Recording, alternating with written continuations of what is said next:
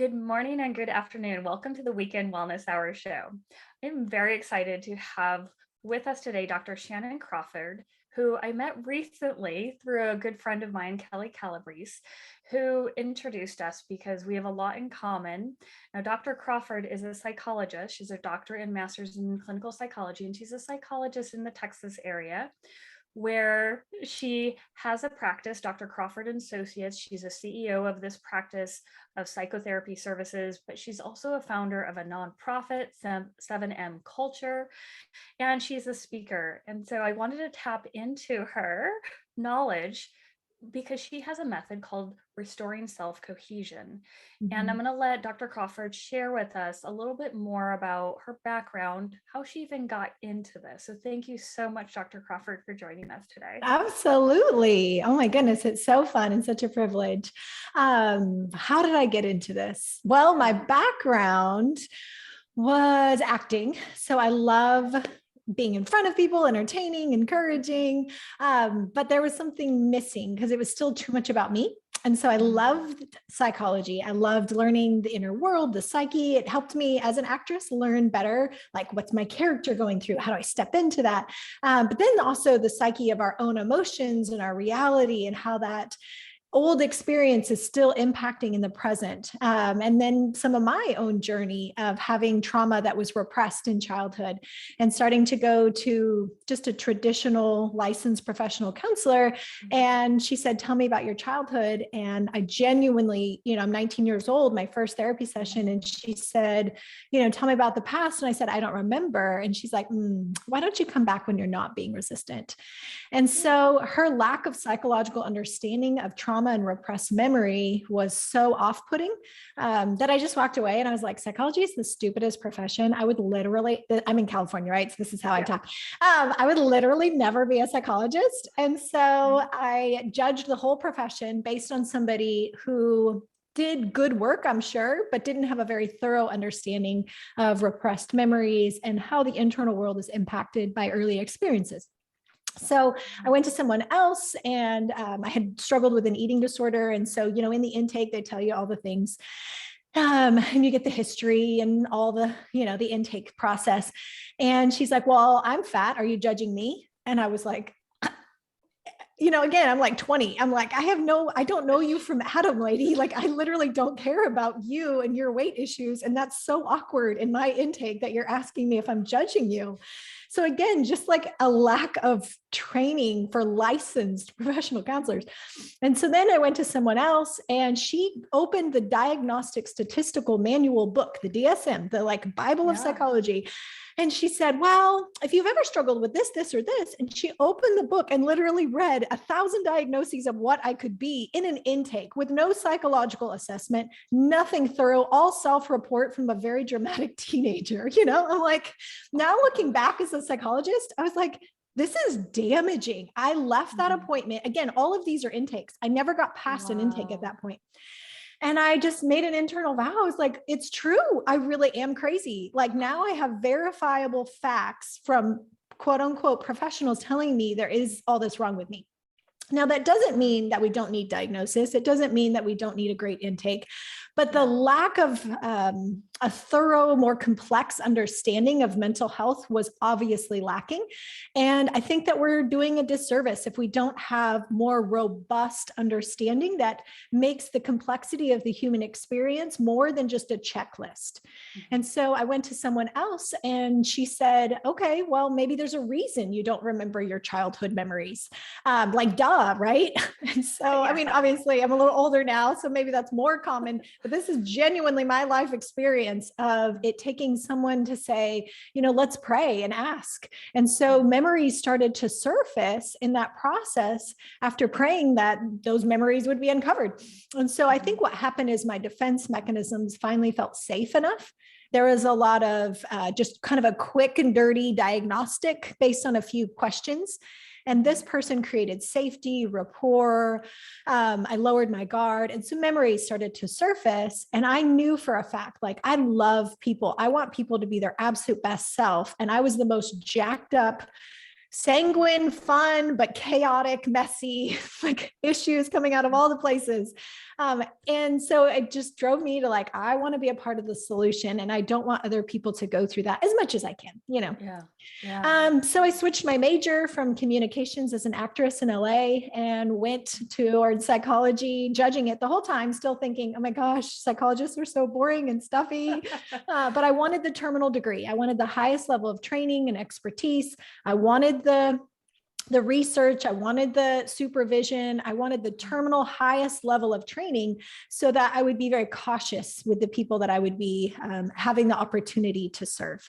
And so along that journey, I knew that a cognitive behavioral model, which is trendy, research loves it, pharmaceuticals companies love it, and insurance companies love it because it's very black box approach. Everybody's the same, and it's really systematic. It's easy to do research on. And you can say in 8 to 12 sessions, we'll have your depression cured. And so there's merit to that. I use cognitive behavioral. It's not a slam against that, but it just didn't have enough substance of understanding human dimension below just symptom reduction. And so I know in our episode that we had recorded already, I think there's a level of knowledge that we have currently that it's good and it's helpful and it helps people cope, but it's not necessarily resolving the unconscious roots or the physiological, in your case, roots to why someone is experiencing that. And so it drew me towards psychoanalysis. And again, I don't come from a background of super heady, lots of deep theory and all of that. Like, I am first generation on a lot of things. My family actually comes from a lot of poverty, and education is like a really big deal that my family invested into me. So I don't take it lightly to have this degree. And so I started to study more of a psychoanalytic thought. And unfortunately, every training program up to that point had made it sound really antiquated, irrelevant. They would say it like a byword, like, oh yeah, and then there's these psychoanalytics, but we don't really talk about that because this is what is empirically supported today. The hard thing is, just because something's easy to research doesn't mean it's actually resolving the root issue, and they don't have latency and reemergence of symptoms later because we never actually got to the root. I think it's fantastic to give people coping skills, and I do that, absolutely. But if we don't actually take people to the resolving of the unconscious dynamic, then they're forever whack-a-moling one dynamic, one symptom. You resolve this fruit, and now the tree bears this fruit. And so that's been my journey of wanting to understand as much as I can about as the best I can, all the theories out there, and try to create a bridge that's more cohesive in the field. It's almost like church denominations where everybody's like, this is my model, this is my model, and everybody's right and perfect, and you have to follow their model. And there's merit to that. You need distinction and delineation of a model, but we need a cohesive understanding of how the soul works and how to put the soul back together to restore alignment. Just like if your spine was out of alignment, the vertebrae, and there was a pinched nerve, you may have tingling in your fingers. And if we just keep trying to treat your fingers, you're never actually resolving the pinched nerve in the spine. And so if we just have a symptom reduction psychology, we are failing the general population. We have to have a more robust understanding. And so that's where restoring self-cohesion is trying to create a bridge. It's not saying we've created the brand new perfect everything, but how do we sync everything together, create common language? And also, psychoanalysis is very esoteric in their language. They are so far out there with their own nomenclature that trying to make that more accessible to the general population so they can love and steward and understand their soul has brought me a lot of joy. So that's kind of a high glance of restoring self-cohesion. So can you dive into that a little bit more? Because this is great on, you're looking beyond just the Band-Aid. Yes. And you're going deeper into a person. What are all the pieces that we're working to create this cohesion? And can you dive into that a little bit more so that someone can say, okay, maybe that does apply to me. Yeah, in a marvelous way. Positivity is one of my top strengths on Strength Finder. So I'm always looking for the redemptive, the good to great. I want people to fall in love with themselves, and not in a narcissistic way, but in like a very delightful, adoring, like, I'm so quirky and great. Just as the body has 11 systems separately working together to create one whole body. If you look at it as a gestalt, which just means many small parts constructing the whole, if we deconstruct that and start recognizing, wow, thank you, respiratory system. Thank you, cardiac system. Thank you, endocrine system. You're all working together to give me one whole body. And we can take for granted how much that body is doing for me at the systemic level of how many systems have to interact perfectly for your body to do its job every single day. The same with our soul. And our soul is our mind, will, and emotions. And there's all the sensory data that's coming in, and it's being relayed by the thalamus. It's like the old 1950s ladies on TV, and they would route their call. They put it in the little black box and push, where does that go? So that's based on our past experience, classical conditioning, memory, interpretation of events, our projections, reenactments. So all this data is coming from the outside in, as well as from the inside out. And so it's creating an inner and outer world where the ego, the center part of the personality, is trying to mediate all the demands, push and pull coming at the ego. When we're in a low stress state, ego is functioning pretty great. It's able to take data and say, okay, it means this. We're not always right, but we think we are. And so we're kind of translating the inner and the outer world into a cohesive interpretation. And then we have the id that's always wanting some form of pleasure or novelty or something new or exciting. So anyone out there who's like trying to work on homework or a work assignment, all of a sudden you get up and get potato chips. Thank you, id. Thank you for trying to get pleasure in my day. And we can be a little more effective on how we get appropriate pleasure instead of it being a tug of war between superego. And so superego is that part of us that wants to do it perfect, wants to do it right. It can get hijacked into becoming the inner critic, inner dictator, that observing ego that instead of just giving me input, like, oh gosh, I'm talking kind of loud, or I shouldn't pick my nose in public. Now it's, oh, you're too fat. You're not good enough. There's something wrong with you. They're judging you right now. That super ego can get hijacked just as much as the id that's only wanting, the metaphorical cocaine of life is only wanting what's extreme. Both of those can get out of alignment. And the ego can become a chameleon. It can become the people pleaser, performing for everybody, so that then I feel good that you want me and you want to keep me around.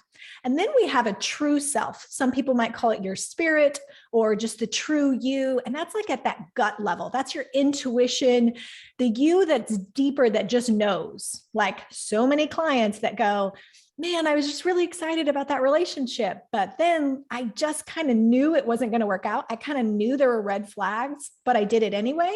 That shows that we have a double mind system. We have that conscious mind, we have that gut intuition level. And so we have many different systems that are all multifaceted with specific role and purpose. And I just gave the high glance of that. And then even in your spirit or your true self, you have at least 7 to 8 parts of self that are functioning to create that personality structure. And so if you've ever had a moment where you go, well, why did I just think that? Or why did I just say that? What's going on? You can see the multi-complexity of different parts of self interacting with one another. But when I don't know why consciously that thought, symptom, behavior just came out of me, then I know it's an unconscious one, very different than just your gut or your intuition. So it's like there's layers and there's depth to us. And so I would love for people to appreciate that. And then it streamlines, how do we resolve it at that unconscious level? Yeah. And that makes sense because we have this push and pull of all different systems. Yeah. And now I'm curious because as you're describing this and not being coherent, you can often see people who are high achievers that are pushing to feel that next thing, feel this, do this, do this, do this. Yeah. But they're just almost masking that true self. Mm-hmm. And they're just being driven by that super ego. Right. And do you see that on all different lifespans, different socioeconomic classes, different circumstances? Absolutely. Yes. So for most of us, and obviously there's no statistic because it would be impossible to survey the unconscious mind, but a high majority of us have some level of shame. And so when shame is believed, that's an I statement. I am is an identity statement. So that's actually true self believes that. So a difference a lot of the population doesn't know is there's a difference between axis 1 and axis 2. Now, That has been removed from the DSM. So I sound outdated saying that, but I don't think they should have removed it. Axis 1 diagnosis would be more symptom pathology. We want to resolve symptoms. Axis 2 means there's more of a personality structure around those symptoms. So for instance, a narcissistic personality disorder individual may feel depression. And if we just try to treat depression, what we're really treating is when their personality disorder isn't working, they get really sad and bummed and they feel some of that root shame. Very different than somebody who physiologically, maybe their neurochemicals are out of alignment and they're having a depressive episode. Very different than my personality structure. When it's not working for me, now I go into a rage and I have disruptive anger, disorder or something. And so we need to have a more robust understanding between what's axis 1, which was taken out of the recent DSM, which is more just, we have common symptoms, mental health. And then on the other side, there's a lot of us who have personality features, maybe not all the way to disorder, but it just means that true self has accidentally believed a lie, probably when we're very young, that tells me I am not enough. I am not good enough. I'm not pretty enough. I'm not smart enough. There's something wrong with me. I'm bad. I'm tainted. There's something that others don't know. And if they knew that, they would not like me. When it's an I am statement, that's an identity that hits that spirit or true self, that gut you that feels confident and brave and runs into danger and saves other people and lives this extravagant life. That's your spirit man. But when we have that overlay of shame, our spirit goes into regression or hiding because our spirit is designed to survive. What we do then is we compensate by our soul taking over, which automatically, if you think of the vertebrae in the spine, is putting you out of alignment. The soul is more of a mediator that's just trying to take in information and data, but it's not a life source. We don't live from our overanalyzing analysis paralysis, because how many of us have gotten into ambivalence and then we don't get any further from that point? We just ask everybody to tell us what to do because we don't have a life source that's giving us energy and buoyancy and life inside. That's your spirit man. So when that goes into hiding, the soul takes over. I'm now in a state of misalignment. Now I have to use the pleasure reward system to try to have energy and pleasure and caffeine throughout the day. I have to use people pleasing and performing and feedback from facial expressions to make sure everybody likes me. And how many likes did I get on social media? I have to use my inner dictator to keep me in line and perfect and goal oriented and achieving. And so what you see is just depending on personality, family of origin, roles and dynamics, whether very wealthy, very poor, male, female, androgynous, whomever you are, this is the exact same dynamic because it's personality structure. It's not socioeconomic. It's not education level. Some of my clients just have more money, so they just have more expensive drugs that they entertain themselves with. Other people just use TV and alcohol and cigarettes. So we can entertain and indulge ourselves in different ways, but mostly what we're doing is self-medicating for a misalignment that we're trying to use the pleasure, the feedback, the accomplishments today to feed something that's an empty cistern. It's like a well that's never actually getting filled, like a broken cup that just keeps leaking. And that's the addiction cycle where I need more people to like me. I need another breast implant. I need another accomplishment or a degree. I need somebody else to read my book. All of those are strategies because the life source of the spirit or true self is in regression, in a stronghold. And so what we want to do is now put people back in proper alignment, removing that cloak of shame, which consciously we don't know is there because defense mechanisms make sure to protect us from that. But when we do the inner work, we can put people back in right alignment. And now it's like, I feel brave. I feel at peace. I feel confident. I can charge the mountain and run after that purpose that people are driving for. And I can imagine that's hard too, because when you're telling someone who's used to, okay, I need that like, I need that person to adore me. When you take that away, that's almost destabilizing and they have to become a little bit vulnerable, because one of the things is people often don't know how to sit in their vulnerability. Oh, for sure. And how do you work with someone to get them to be okay with that? Because often it can be too much for some people. So is that a whole process, or is there some way that you can just guide someone into that? Yeah, absolutely. That's a great question. And especially when we're doing, and it's not always shame, but it's a significant part of most of our misalignments. We have an I am statement that I am bad, insufficient. So accompany with that vulnerability, that shame, the feeling less than, broken, damaged, unworthy, unwanted, that's viscerally painful. And we have trapped emotion that stays dormant in the physical body. I love the work of emotion code, where they've been demagnetizing trapped emotion that gets stored in the body, that accompany all of that pain, the lie, that like a stronghold, where we have a 3-part self that's stuck holding that pain to make sure I don't know it's there. So Freud's defense mechanisms, they're, anecdotal, we talk about them, but actually they're very brilliant to understand the ways that we defend through perfectionism, through denial, through repression or sublimation, where I go, nope, that's not an issue for me. Look how much I'm running toward my fear.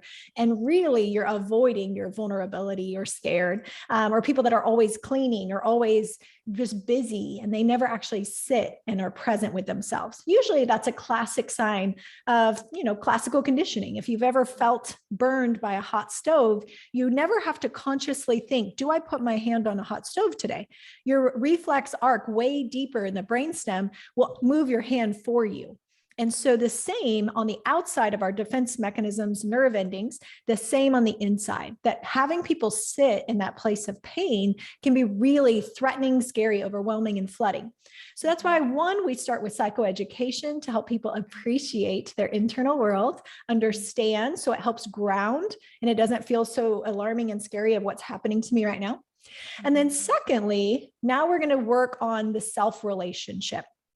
So some parts of self are kind of unhealthy. And then some of us, we can ally as partners to become healthier. And what we're wanting to do is reparent so that we learn to self-soothe, provide attunement, recognize what's the need, and I can meet that. In my own inner journey, I started for years just going, Shannon, you're okay. I love you. Your mistakes are okay. That's okay. And that sounds so rudimentary and silly, but I didn't grow up with that. I had very good parents, very present, very loving. I was not abused, but they came from parents who came from the Great Depression, who everybody's just fending for themselves, doing the best they can, providing meals and shelter, but they didn't know emotion regulation and titration, how to attune and respond and affirm and introduce autonomy and individuation without it feeling like threatening to the parent. So some of those more nuanced personality development skills were not given, even though they're fantastic people. And so in that inner world, I had to now develop what's called an introject. I have to now learn how to take in the healthiest version of what I could relate with. And so I would imagine, let's say one of the people was Graham Cook or Joel Osteen, irrespective of what you think they say, their facial expressions, their tone, the types of words and affirmation, I would look in culture and say, okay, what's the most affirming mother figure? What's the most affirming father figure? What's the most affirming sibling figure? And then I would start to model and imitate that and do that for my inner world. Okay. So that when I would feel fear, shame, inadequacy, I just totally blew it and messed up and purposely did something terrible, then I would be like, hey, I love you. You're okay. We're going to get through this. We're going to learn through this. You're okay. That was not my self-talk growing up. My arms were cut up. I had so much self-hatred, eating disorders, boy issues. I just had all the issues of everything and all of these self-destructive forms because my superego was trying desperately to keep me in line so I'd be perfect so people would love me because of a core belief that I'm not enough.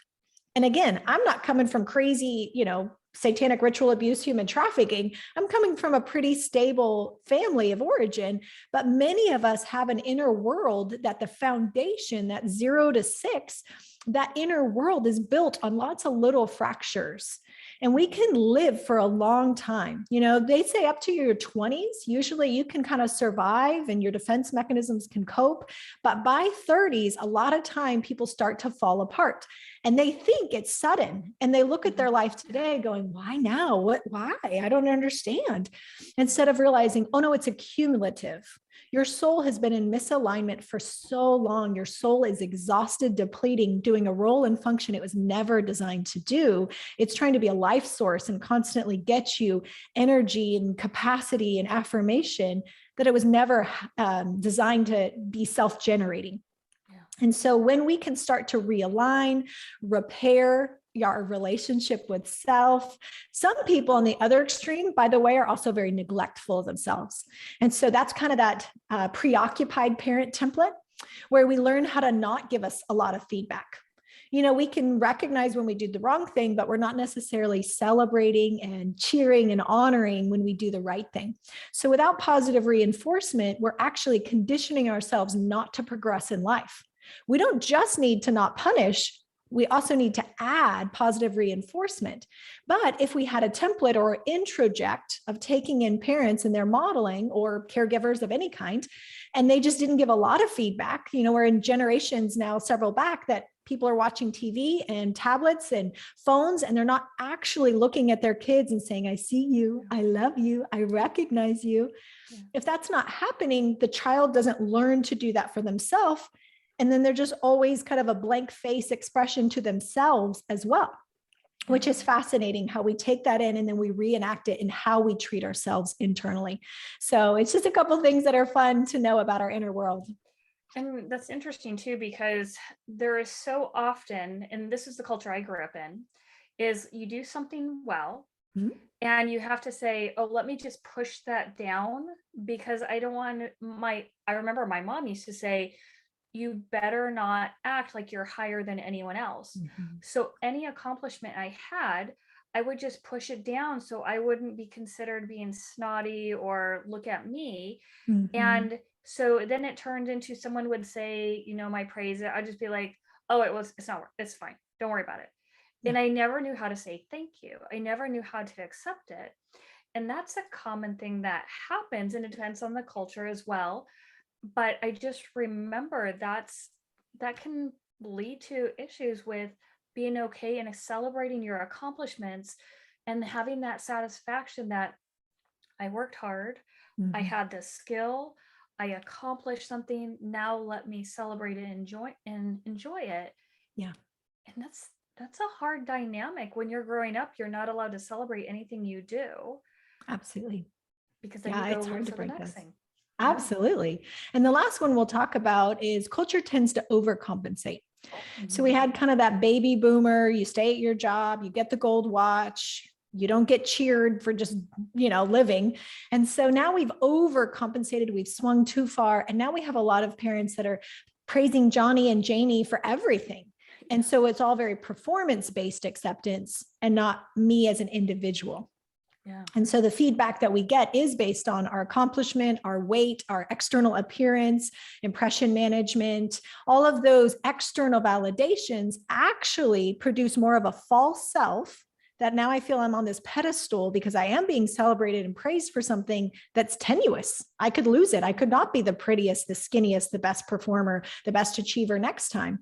So what we're actually doing is putting people in a self state of stress and anxiety because I have to perform to make sure I keep getting these ego strokes in order to feel good about myself. Because if we don't have a parenting model that's, I love you, you're okay, who you are is enough. I love your mistakes. They're welcome in this relationship. There are consequences, and you're going to learn responsibility by having good and bad consequences that teach you real life. If we try to overcompensate and give everybody the A, give everybody the award and the trophy, there's actually a really stressful state. Back to what you do in the physical body, the soul is in a state of stress of always needing to perform, be on, be good enough. But we habituate, which means I no longer realize it. I'm not recognizing I'm in that state of stress, even though the body is conveying it. And so in psychology, we talk that somatic symptoms, right? So my soul is feeling stress. I don't know how to process it. It's not coming conscious. So now my body is holding the tension, the pinched nerve. And so it's really remarkable. And using restoring self-cohesion, we've seen a lot of people's physical health symptoms abate. Because when the soul is no longer sending the signal to the brain to say, hey, central nervous system, be on, be alert, be perfect, you're wrong, condemning, critical. When that's no longer a signal going into the brain, the body comes back into that restorative, resting, healing, digestive phase. And so it's fun to see the body and the soul complement. And when we can restore people back to true self, where I'm inherently loved, inherently valuable, just me, then the weight and the pressure to perform just falls away, and we can start to celebrate and enjoy who we are. That's incredible. Now, when you're talking about the soul and the spirit, I want to bring in religion just a little bit. And how do you work with people who have more of a religious background and believe in faith that way, and discuss the soul with them and the spirit with them? How do you meet everyone's needs? Yeah, absolutely. So I have clients of all spectrum, and we have a whole clinic, a team that's all vetted and trained to use restoring self-cohesion in general population of where meeting people where they are.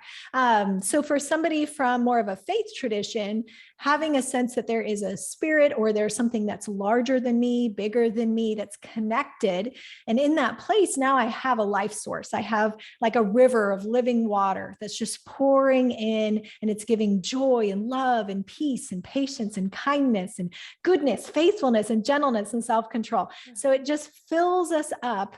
And I can tell 100%, I'll have a session where like for 1 day, I'll see 10 people, which I don't recommend, but I'll see 10 people. And if I'm in my spirit, if I'm like, have that energy source that's bigger than me, my soul isn't carrying the brunt. I don't feel the weight to have to perform right and be on. I can just have a quick thought inside going, hey, God, what do you think about this? How do you want to help this person? Just little quick popcorn. It's inside my own head. Nobody else has to know. And whether they're a person of faith or not, me attuning to my connection of a higher power, a source that gives me energy, these ideas come out of my mouth that I'm like, wow, that was good. That actually helps me in my own life. I'm like, oh my gosh, thank you. I sound much smarter. I really believe in popcorn prayers. And so that's just so fun. You create language that's honoring of our clients of where they're at, and speak the language that's relevant, the parables that are relevant to that individual or couple or family or organization. I also speak for corporations. And so if it's not a person of faith, then we just talk about the true self or gut or intuition. Most people believe that you have just kind of a knowing in your pit of your tummy, that you just know something, good or bad. And that's kind of directing us in life.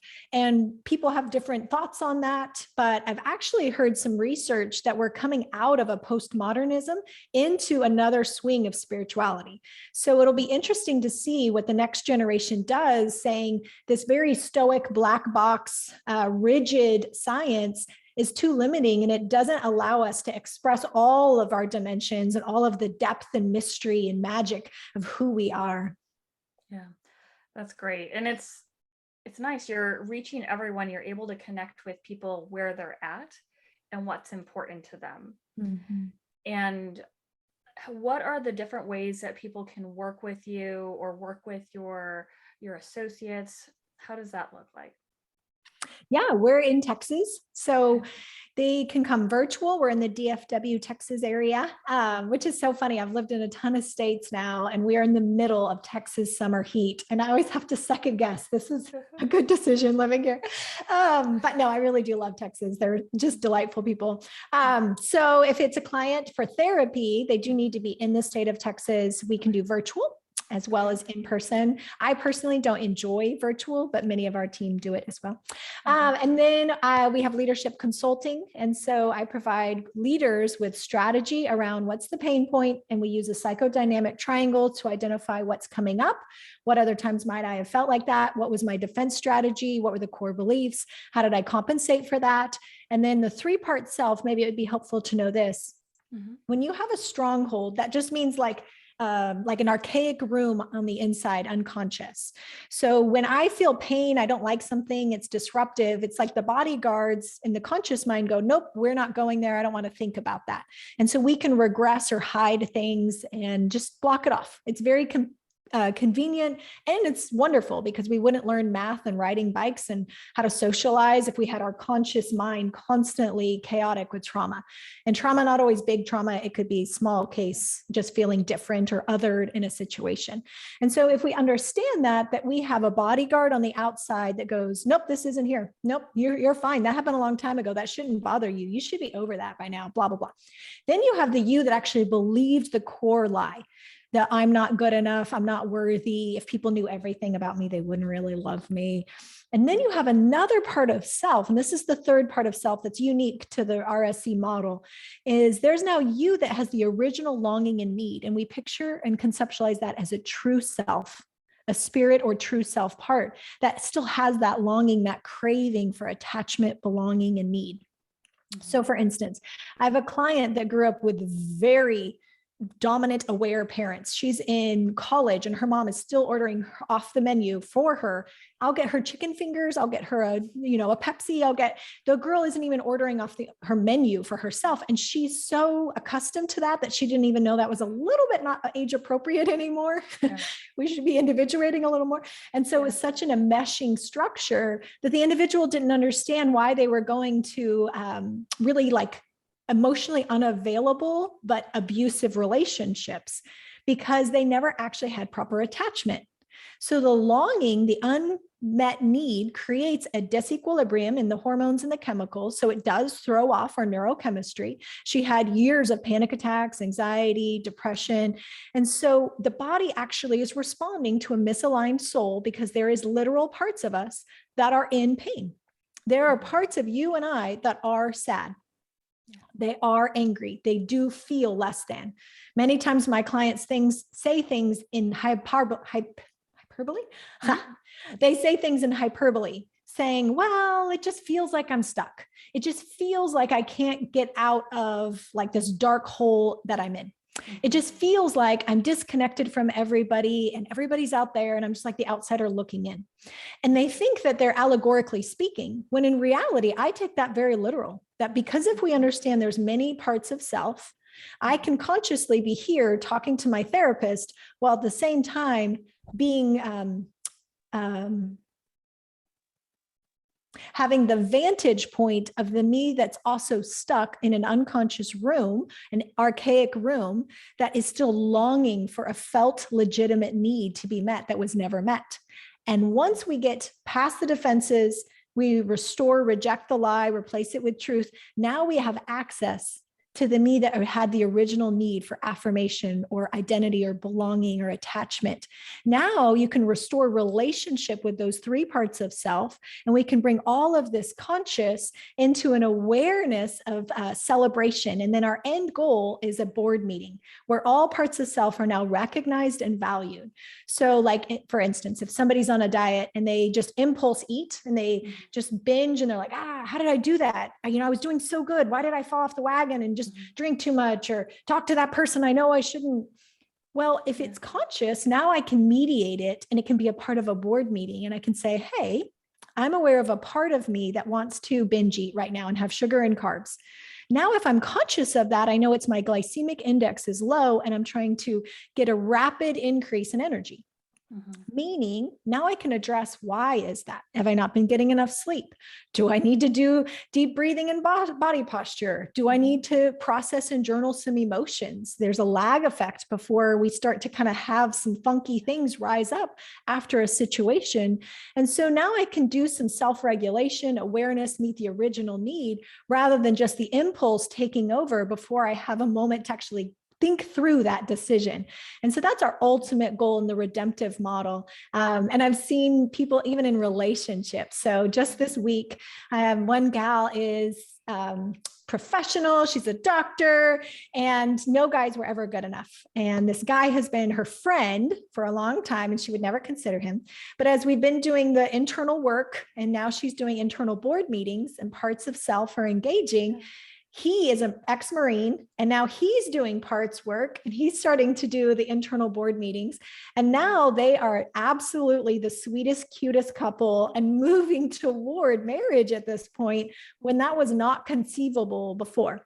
And also in the inverse, I've had people that keep going back to a toxic relationship, identify the part of them that has the longing, let's say original attachment with dad or mom or a sibling or something. Now, if we resolve that, now they're liberated to go, I don't really want to be enslaved to that dynamic and reenacting that anymore.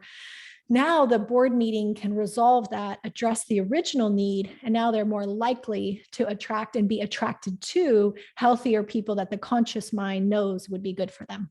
Yeah. Oh, that's beautiful. Oh, you're doing such great work.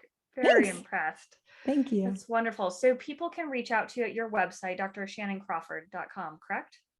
And Shannon spelled differently. In Gaelic, like Spanish, it's Shannan for female spelling and then On for boy spelling. Oh, wonderful. Thanks for clarifying that.